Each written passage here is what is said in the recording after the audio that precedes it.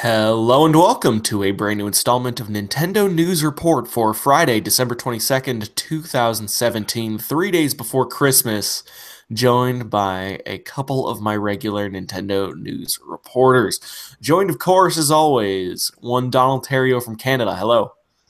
Hello, I have still not lost a feats of strength in this decade. Woo! Is it today? Is Festivus today? Yes, it is. Well, that's a Festivus for the rest of us. Is that what it is? Yes, Okay. I'm impressed that more than one of us on the show got the reference. Uh, well, I actually think Festivus is like is Seinfeld as big in Canada as it is down here? It was decent, but I just like the idea of a alternate Christmas. There has been a few Christmases where I've thought we need to change here, so like I kind of got into Festivus a bit. Yeah, yeah. No, that's totally that apparently that's based on like Larry David's real experiences or something. I read something about that. I think I'm correct. That's anyways, Festivus is based on something that actually exists and it might actually be called Festivus. Anyways, of course, I got your Festivus reference. Also joined by Justin Berube. Hello.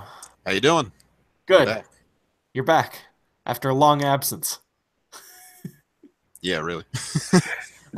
To be fair, Justin does work retail, so this Yeah, is a yeah, bad time of year. yeah. Yeah. Um, we got a show today. It's a Festivus themed show. We didn't have much news a couple days ago, but as with every episode of the Nintendo News Report, we wait a couple days and we have a semi-full show for everyone. I am going to be opening up the chat in a bit to take your questions as we go along. But first and foremost, I want to talk a little bit about ARMS, which just hit 5.0, launched a new character seemingly out of nowhere. Dr. Coyle. It's a science lady, and she has a stage called Name Redacted. I think that's what it's called. And her background is in the design of arms, and that the fighters that use them, including creating Helix and reviving Mecha Mummy, which almost makes her an antagonistic force for the Arms universe. Yeah, kind of. I, I just she has the cheap technique, at least according to the trailer, that every antagonistic character has. She can teleport. Oh, Yeah. yeah, yeah. But the bigger news is that Nintendo issued a statement first on Nintendo Topics in Japanese, indicating that although ARMS would continue to receive balance patches, there would be no additional content for the June release, which makes me think, hey, was this in response to the dwindling reaction to ARMS? Or was this their plan all along? I mean, five isn't even a number. It's I mean it's doing okay. It's still showing some legs, pardon the pun, in Japan, but then again, every Switch game in Japan is showing legs right now. So I think Yeah. I think they wanted to get it to a point that it was sort of at a fixed point before they start doing things like Evo Japan next year. Mm. Because because it, Hmm. it helps to have a solid base in your fighting game before you start doing like major fighting game tournaments besides, the Nintendo World Championships or E3 or things like that. But has Japan been, as Nintendo in Japan, been running tournaments? Because I think I've seen images of what it looks like tournaments. They've been running some things there. I think they've more been focusing on Splatoon, like with the big Koishin tournaments in Japan, named after the like high school baseball tournaments. So I think the problem with ARMS pretty much since the beginning has been that Splatoon 2 has basically eaten its lunch in the multiplayer arena. Like we had things like Clam Blitz come out for that, and then most of the Switch focus seems to be single player games because we've had the big three: Mario, Zelda, and Xenoblade this year. I have a correction for from the chat. TRBR corrects us, and I have confirmed this information. Festivus is actually December 23rd, Uh, which is in 1 hour and 18 minutes from right now. Although it is excusable in your case, Donald, because from where you are 18 minutes away from And Festivus. yeah, and one of my other grievances to air is that unfortunately, due to weather, I have to spend 11 hours on a train tomorrow. That's not good. Is that you going home for Christmas? Yeah, All right. that's the original plan, which would have probably thrown the show off even more, was that I was going to basically be driving halfway there tonight with my parents, and then we'd do like the Christmas shopping thing tomorrow and head home. But now, because of some weather issues in the area, it's gonna be me sitting on a train with every portable game system I can get my hands on. Yeah, yeah. Is there outlets on that train? There will be. That's good. Yep. Well, there will be plenty of games to play because the Switch is getting an absurd number of games each week, and I don't even have time the, to finish the previous games, yeah, it especially seems when like maybe especially when yeah, Xenoblade's thrown in there. yeah. Xenoblade's thrown in there. Have you played much of Xenoblade yet, Donald? I'm about to. I've caught in sort of side quest hell in chapter 2. So once I get that done, I'll move on with the story there. But I literally can only play games on weekends now. It seems just Oh yeah, that's that's adult life. yeah. Yeah. Arms is I don't know. I don't know what to make of this necessarily because five characters seems like an even number, and I wouldn't necessarily say ARMS seemed like the biggest budget Nintendo game in the whole wide world. And I think there's also the fact to consider that ARMS, while I'm sure it's a popular game because Switch is a popular system, and I think I remember ARMS doing at least well at launch, it didn't pick up the way Splatoon did. And it maybe didn't pick up the way Splatoon did because of Splatoon 2. And I think 5 updates is a good amount of time for Nintendo to go back to the drawing board, say, hey, we released as complete a game as we're going to get at this point. Go back to the drawing board, make the Destiny 2 of ARMS, except without all the loot box and levely problems. But make a better ARMS, call it ARMS 2, and put it out in a couple years. Yeah. This seems like a kind of game they can maybe revisit as sort of a big and really blow it out in like 2019 or early 2020 if they want to go down that road. Yeah, I mean, we've talked about the problems with ARMS in the past and the improvements we'd like to see. It needs better single player content. I think it needs a better unlock system. That's very slow and tedious in its current form, and it's frustrating, especially if you're behind the curve and you jump in there and people have the stronger versions of the arms. You're at a disadvantage right from the get go. Yeah, yeah. I think it's also a very small game. At least for me, as someone who plays Mortal Kombat and NetherRealm games for the story, I was very disappointed by the lack of a good story in ARMS, especially considering the characters are so strong. But yes, the unlock system is frustrating too. I wonder if this is going to start to see if we're going to start to see more deals on the game because I know personally around here I was able to get between gift cards and a sale I was able to get arms for about $20 this week. I just got notification that it shipped. So I'm I'm willing to give it that shot to get back into it and see if I can do more with it than I really did with the game when I had it the first time. Mm.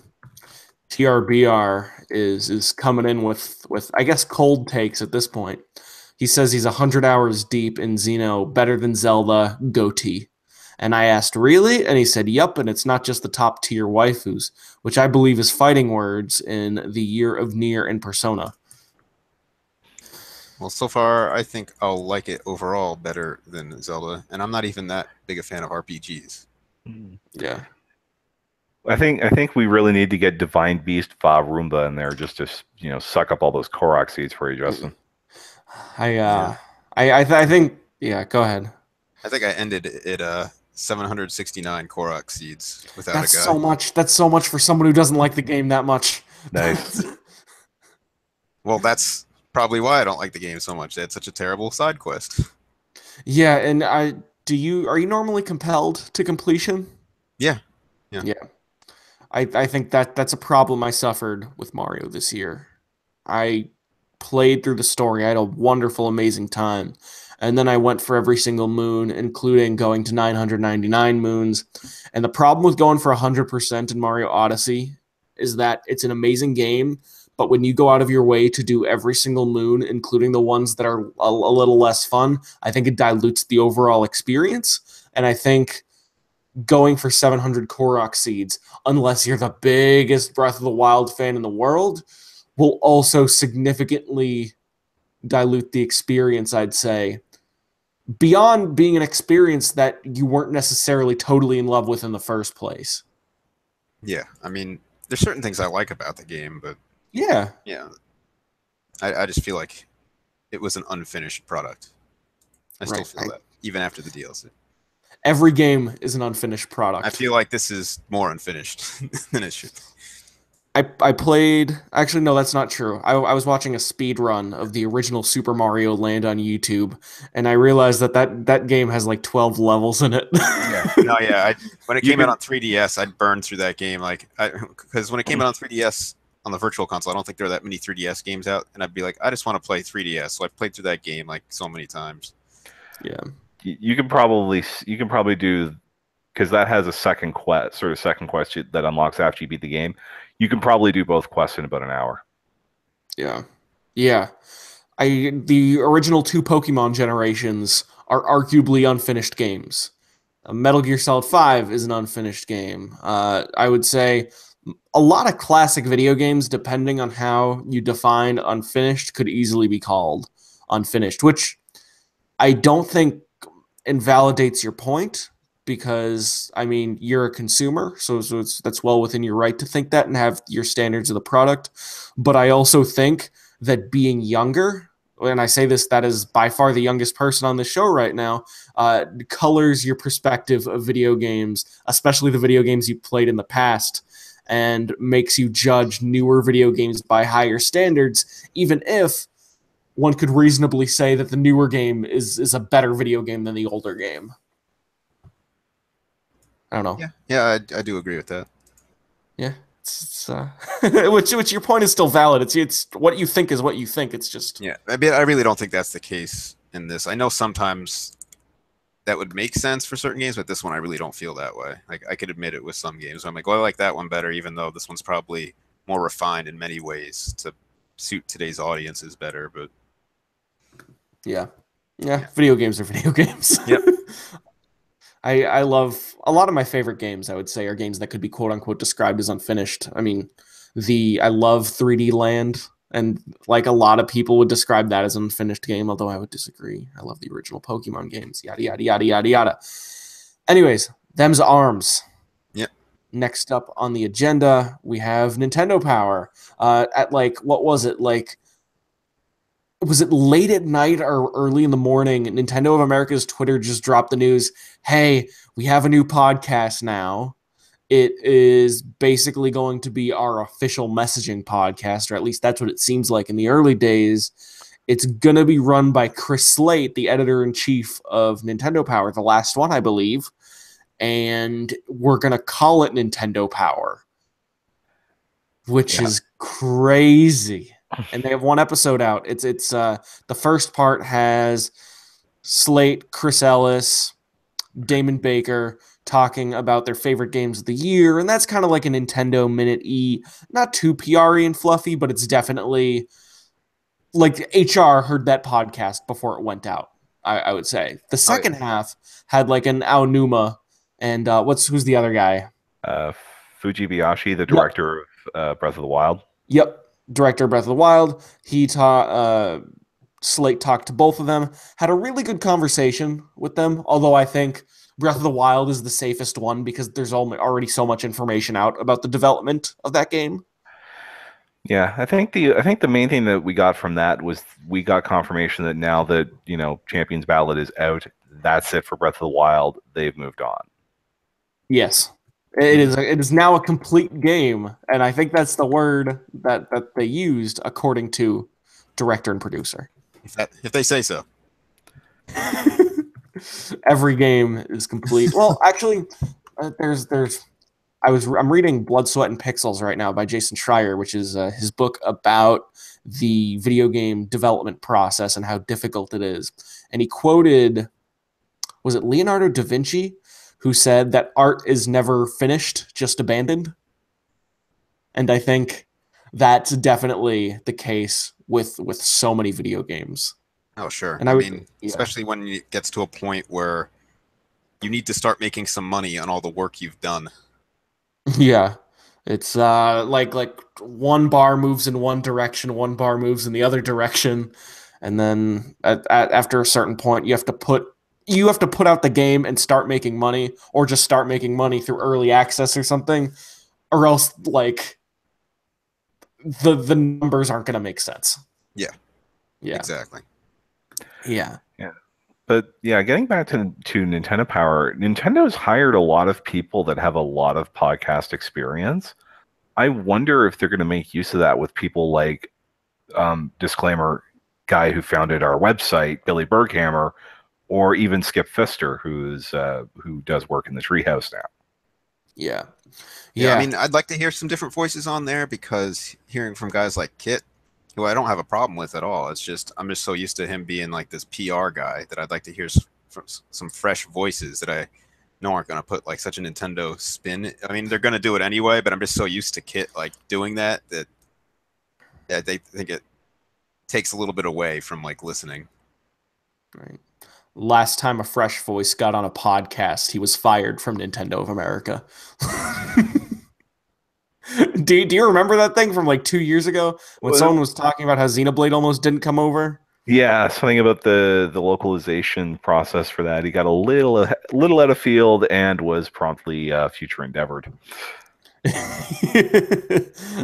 Yes, actually, that's not that funny. I all the best No. to him. I hope he finds. I hope he finds or found other employment. What I will say is that for what it is an excellently produced first episode. I hope they do more interesting games than Breath of the Wild. Not because I don't love Breath of the Wild, because I am. I did. I think it's my third-ish favorite game of the year, maybe. But because I already know so much about the development of that game, I want to hear more about games like Mario Odyssey, like Xenoblade, and so forth. But I thought the podcast was very good. I actually sent into their email, which is Nintendo Power Podcast at noa.nintendo.com, and I gave them some feedback. I said that I'd love it for it to be a weekly show, but monthly would be okay too. I said try to include some Nindies ever so often. I said maybe this could be a companion to Nintendo Direct, like after a Xenoblade Nintendo Direct, like there could be a Xenoblade sort of segment with a producer to sort of coincide right after, so it'd give people a little bonus content. And then I also said I've always wanted to learn more about Nintendo's game development process from the dev side as well as the business side. Like I'd like to learn more about how Nintendo games are made. Do you do crunch time? What kind of ideas get approved or rejected? How do you decide whether to localize something? And then I said Mario and Pokemon episodes, please, and Candid Reggie interview, please. Those last three ideas aren't going to happen, but it's fine. Yeah, I think Neil brought this up in our Slack channel, basically saying that this is like an Iwata asks for the modern age, crossed with with the Nintendo Power name, basically. So if you go in with those expectations, that's probably what you'll probably be pretty happy with it. And Yeah, it's the new Iwata asks. Yeah, I thought it was a good listen. Should definitely check it out after listening to our podcast, but only after you finish ours. This is like a prequel to Yeah. it. Yeah. Yeah. Okay. That's Nintendo Power. You can get it on SoundCloud, iTunes, what have you. Chris Slade is a great host, and then I hope all the best for it. We have a couple announcements for early next year. Dragon Quest Builders is going to be coming out in February in the West. yeah, February 9th for North America and Europe. For some reason, we're getting a Dragon Quest game first in the West. Yeah, that's nuts. I mean, it's like it barely counts, but I bet the schedule's just lined up that way. Yeah. Yeah, but that's very cool, and it seems like that's going to be published by Nintendo. Yeah, they sent out the PR for it, and they're the ones who announced it. Basically, Nintendo publishes all Dragon Quest games on their platforms. All So right. Like I think they were the listed publisher for that Dragon Quest 1 and 2 listing that went up at GameStop around the time of the Switch reveal. And Okay. yeah, they've pretty much done all the Dragon Quest and Bravely Default games in the last 5 years. Got it. And Pac-Man Championship Edition 2 Plus is coming to Switch on February 22nd. I think that was announced at the event that it was rumored that Dark Souls would come to Switch, but nope, that is not happening yet. If it's happening, they did not announce it there. This was a lower key event with the one sort of new thing that they announced, aside from like Dragon Ball Fighter Z stuff, being yes, Pac-Man. We're going to get Pac-Man Championship Edition on Switch finally, even if it is the one that's sort of not as good as the first. Yeah, it seems like a lesser video game, but probably still a fine video game nonetheless. Basically the equivalent of that Geometry Wars game that came out a couple years ago.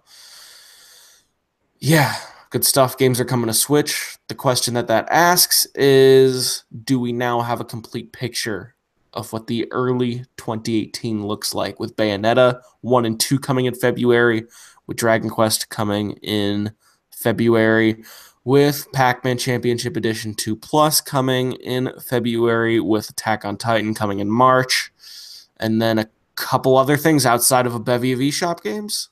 Yeah, I think we're getting like an Atelier RPG, if not sometime in the first quarter. It's already out in Japan if you want to go import it. But I don't think they're going to do a big thing in January because I think they're going to focus on like they're going to keep the pressure up on Xenoblade. But I don't. I think there's something that we're missing for March, but we're probably not going to find that out until probably mid-January, possibly in a Nintendo Direct that might have leaked out a couple of weeks ago. Oh yeah, that's coming. That's coming. Yeah, they normally do a January Direct, and I think we really need one because I don't think we know enough about 2018, to be honest. Yeah, because we were doing our Game of the Year stuff this week, and we had a really hard time figuring out like what is coming out in 2018. Because I think we had Metroid and Pokemon on there, even though it was specifically a 2018 award. Those games are not coming out next year. I'm sorry, they're not. You don't think Fire Emblem's coming out late next year?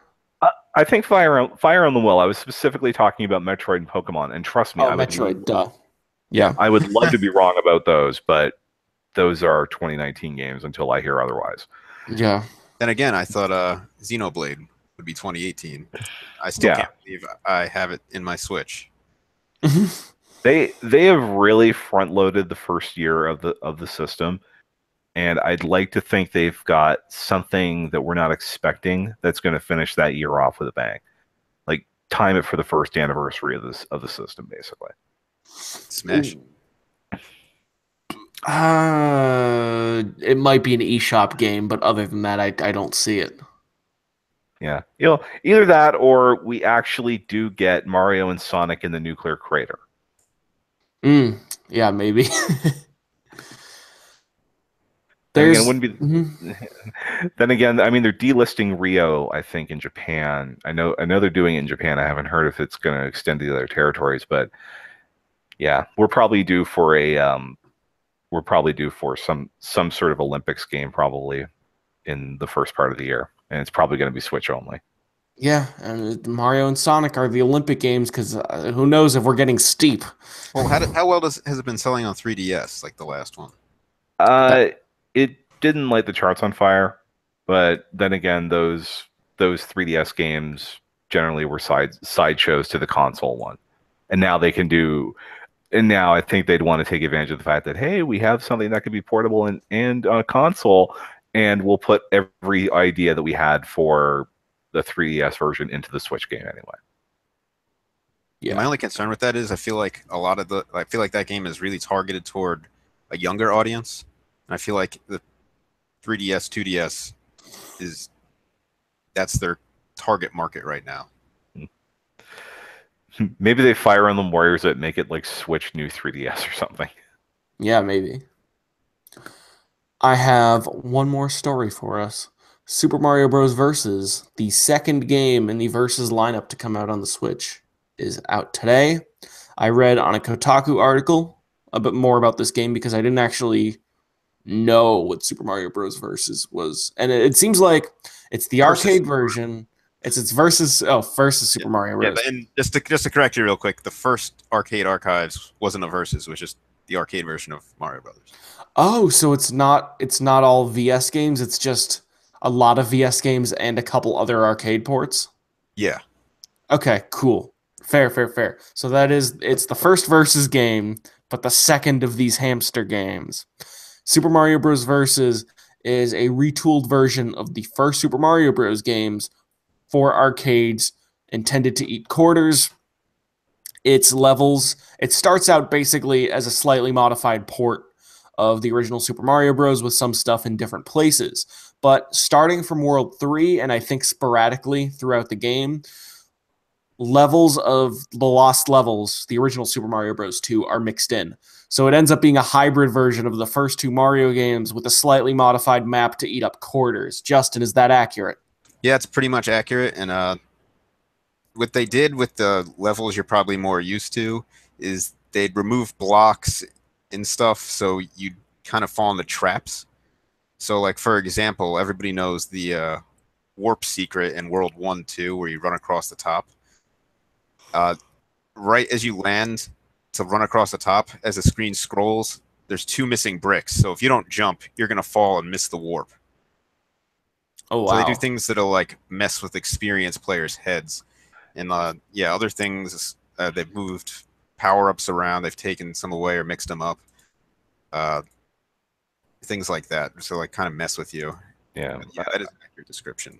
I haven't downloaded it yet, but I've seen screenshots from people like John Riccardi of 8.4. Basically, like, yeah, you can tell this is the part where they wanted some money because it's this stupidly impossible, like you have to be pixel perfect jump in like Well, World that's the 6 lost 3. levels for you. Yeah. Yeah, Lost Levels was a nice surprise when we got it in Mario All Stars, but that game can seriously go pound sand. Yeah. But it's cool that it's out. It's cool that the virtual console finally has its second game. Yeah, right. I mean, so Well, another weird thing about this game that I was reading about is they removed a lot of the one-ups, but the conditions to get them are weird. So if you want them to reappear in some of the levels, like let me look at this thing I have up here. It says if you collect 21 coins in World 1 3, or all the coins in World 2 3, then the one-up mushroom on World 3 1 will appear when you get to that level.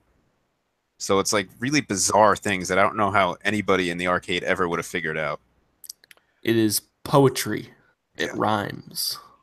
the I mean that's a lot like arcade games were infamous for that though because how many people figured out how to do a fireball in Street Fighter or fatalities in Mortal Kombat on their own? Like, Well, Yeah. I think the fireball in Street Fighter is a little bit easier than picking coins up like several levels prior and then having the one up be there when you try to hit an invisible block or something. Mm. Yeah. Yep, but it's out. How much is it? I think it was $7.99. yeah, 7.99. I think it's like $10 in Canada. Got it. Got it. Did we talk about the news that so we did talk about Zelda being a complete game. Uh, I don't know if this counts as news, but didn't Aonuma formally say that they're working on the next Zelda game now?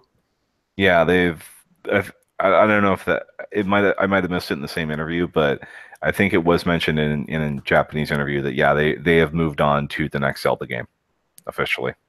Nice. Very nice. I'm going to go around right before we close the show, and I'm going to ask you one very simple question. Justin, what do you want the next Zelda game to be? The next 3D Zelda?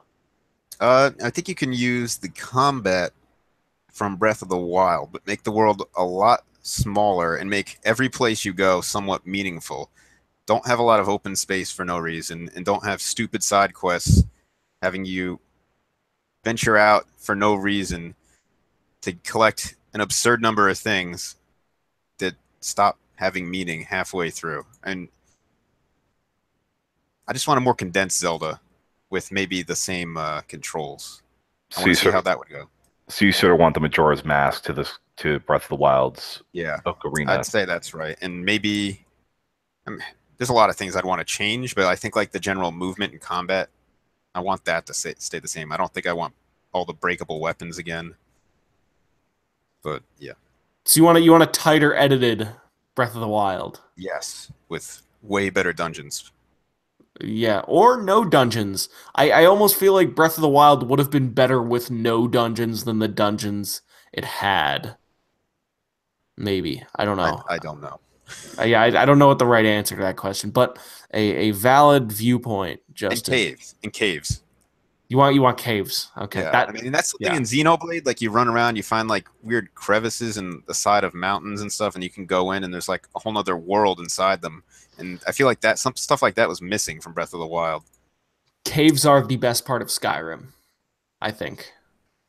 Well, there's a lot of best parts of Skyrim, but that's beside the point. Donald, what do you want the next 3D Zelda to be? I claim no credit for this idea. I give it to Andy Gergen because he came up with it on Twitter. Uh, I want at the start, I want it to be a multiplayer game. I want 100 links, all wearing different colored tunics, dropped onto the Great Plateau. It can literally be the Great Plateau if you want. And you find weapons in the environment. Yes, they do break. And the last link standing gets to fly off the island, off the plateau, and also gets a cuckoo dinner. So it's It's player unknowns. it's Legend of Zelda meets Battle Royale. Uh, we now we gotta title that thing. Ejiao Numa's E.G. Awanua's Plateau. Battle Royale. Yeah. It One was link. better. Yeah, it was better than the alternative, which would have basically been to give Link pink hair, maybe move the camera overhead a bit, and sort of set it in a world similar to that of Link to the Past. Mm. Yeah.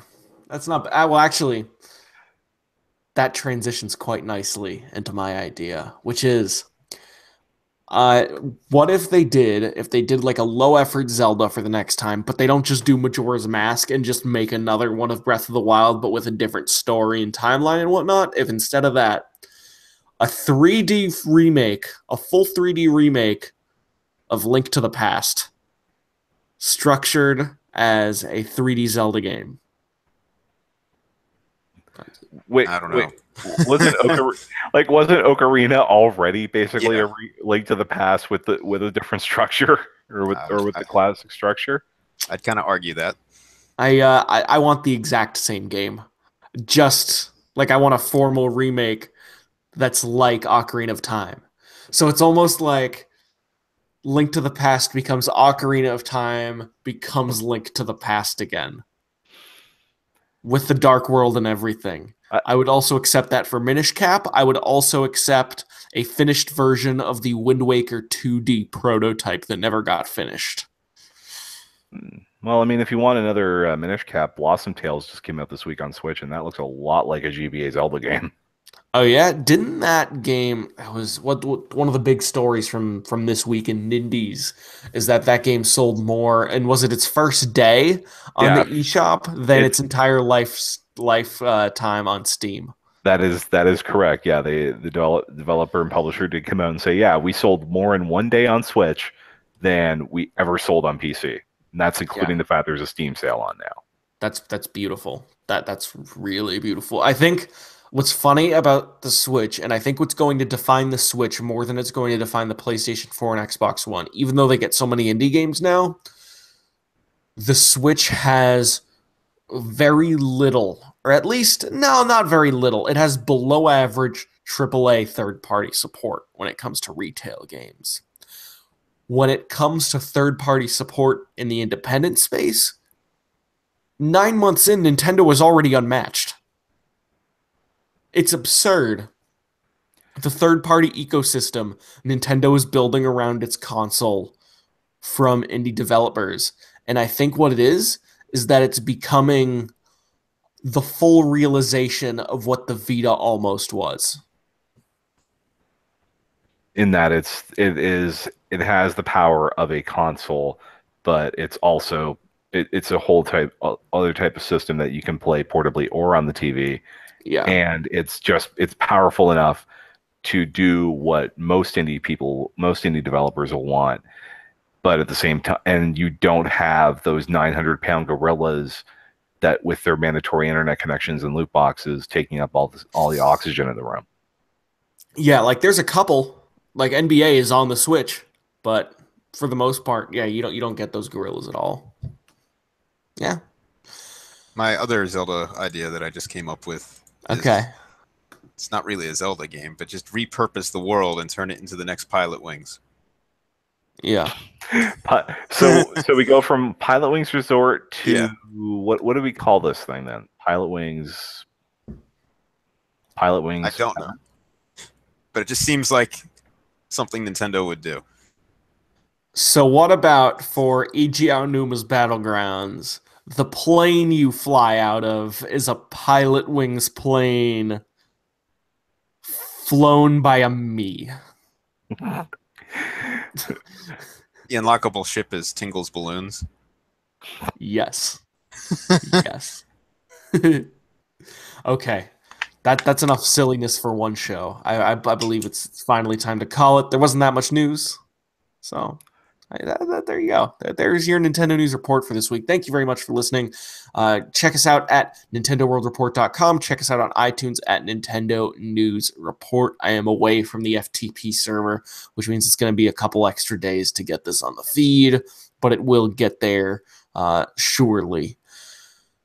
Thank you so much to the boys for joining me. They can be found on Twitter at King Nintendo Fan. In the case of Justin Verby, at Donald Mick, DonaldMick for Donald Terrio. You can also check us out at patreon.com/NWR. I believe that's our show. Also, last but not least, go to NintendoWorldReport.com because we have a buttload of eShop reviews and a buttload of Switch reviews up right now. And if you want to know what games are good, we have a new feature that's devoted to all the eShop games of the week that is excellent. I contributed to the last one, so I am slightly biased, but I did give my early thoughts on Tiny Metal, which is totally Advance Wars, and it's totally the golf story of Advance Wars.